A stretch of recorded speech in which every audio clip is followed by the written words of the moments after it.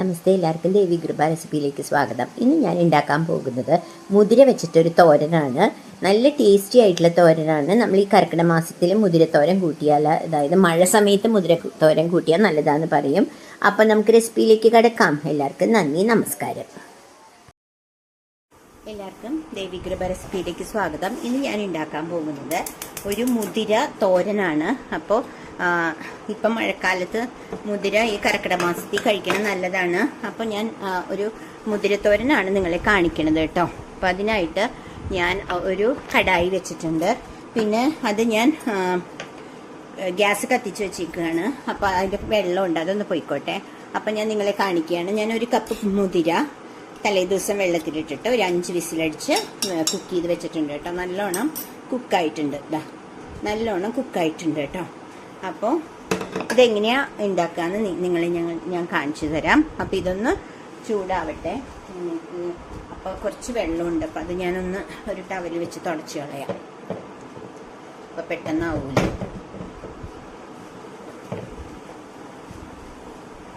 അപ്പോൾ അതിന് ശേഷം ഞാൻ കുറച്ച് വെളിച്ചെണ്ണ ഒഴിക്കുകയാണ് കേട്ടോ. ഇതിലേക്ക് കുറച്ച് വെളിച്ചെണ്ണ ഒഴിച്ചു. എന്നിട്ട് കുറച്ച് കടുക്, നമ്മളതിലേക്ക് കടുക് പൊട്ടിക്കണം. കുറച്ച് കടുക് ഇട്ടു, കണ്ടില്ലേ? കുറച്ച് കടുക് ഇട്ടു. പിന്നെ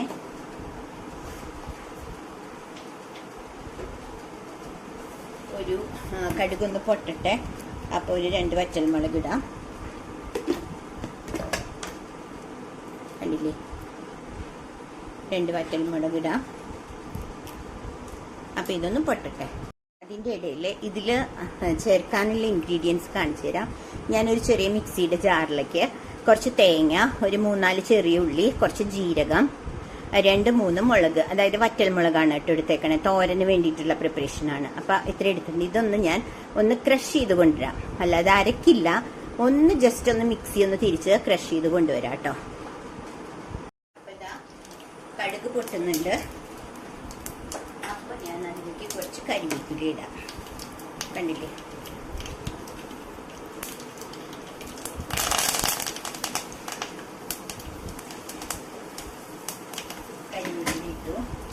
അതിന് ശേഷം ഇവിടെ നമ്മൾ കുക്ക് ചെയ്ത് വെച്ച നമ്മുടെ മുതിര ഇടുകയാണ് കേട്ടോ. കടുക് പൊട്ടിക്കഴിഞ്ഞു, മുതിര ഇട്ടു. അപ്പം ഞാനൊരു ഒരിത്തിരി ഇട്ടോ ഞാൻ ഉപ്പിട്ടിട്ടാണ് മുതിര വേവിച്ചത്, കാരണം മുതിരയിൽ ഉപ്പ് പിടിക്കാൻ വേണ്ടിയിട്ട്. അപ്പോൾ അത് പറഞ്ഞതാണ് ഞാൻ. ഇതൊന്ന് ഇച്ചിരി വെള്ളമുണ്ട്, ആ വെള്ളം ഒന്ന് വറ്റിക്കോട്ടെ. അതിനുശേഷം കുറച്ച് മഞ്ഞൾപ്പൊടി ഇട്ടോ, മുളക് പൊടിയല്ല, കുറച്ച് മഞ്ഞൾപ്പൊടി ചേർക്കുകയാണ് കേട്ടോ. പെട്ടെന്ന് ഉണ്ടാക്കാൻ പറ്റുന്നു, എന്നാൽ ടേസ്റ്റിയാണ്. പിന്നെ ഈ മഴ സമയത്ത്, തണുപ്പ് സമയത്ത് കഴിക്കേണ്ട ഒരു, കർക്കിടക മാസത്തിൽ കഴിക്കേണ്ട ഒരു സംഭവമാണിത്. അപ്പം ഞാൻ നിങ്ങളെ ഇന്ന് അതൊന്ന് കാണിക്കാമെന്ന് വിചാരിച്ചു. അതുകൊണ്ടാണ് മുഴുവനും എടുത്തിട്ടുണ്ടായിരുന്നില്ല കേട്ടോ കുക്കറിൽ നിന്ന്. അത് ഇടുകയാണ്. ഓക്കെ, ഇപ്പം കണ്ടില്ലേ? ആ വെള്ളമൊക്കെ ഒന്ന് വറ്റി. ഇനി ഞാൻ മിക്സിയിൽ പെട്ടെന്ന് ഉണ്ടാക്കാം, നമുക്ക് വളരെ ഈസി ആയിട്ട് ഉണ്ടാക്കാം. ഇതൊന്ന് കുക്ക് ചെയ്ത്, ഈ മുതിര ഒന്ന് കുക്ക് ചെയ്തെടുത്ത് കഴിഞ്ഞ് കഴിഞ്ഞാൽ പ്രഷർ കുക്കറിൽ നമ്മൾ തലേ ദിവസം വെള്ളത്തിലിട്ടിട്ട് ഒരു 5 വിസിൽ കേട്ടോ. അപ്പോൾ ഇത് കുക്കാവും. കണ്ടില്ലേ? ഇത്രയേ ഉള്ളൂ പരിപാടി. അതിനുശേഷം ഞാൻ ഈ തേങ്ങ ക്രഷ് ചെയ്തത് ഇതിലേക്ക് ഇടുക കേട്ടോ. വളരെ പെട്ടെന്ന് നമുക്ക് ഉണ്ടാക്കാം, നല്ല ടേസ്റ്റിയാണ്. ഈ ഈ തണുപ്പ് സമയത്ത് കുറച്ച് ചൂടിന് നല്ലതാന്ന് പറയും മുതിര. അപ്പോൾ കഴിഞ്ഞു. ഇതാ കണ്ടില്ലേ?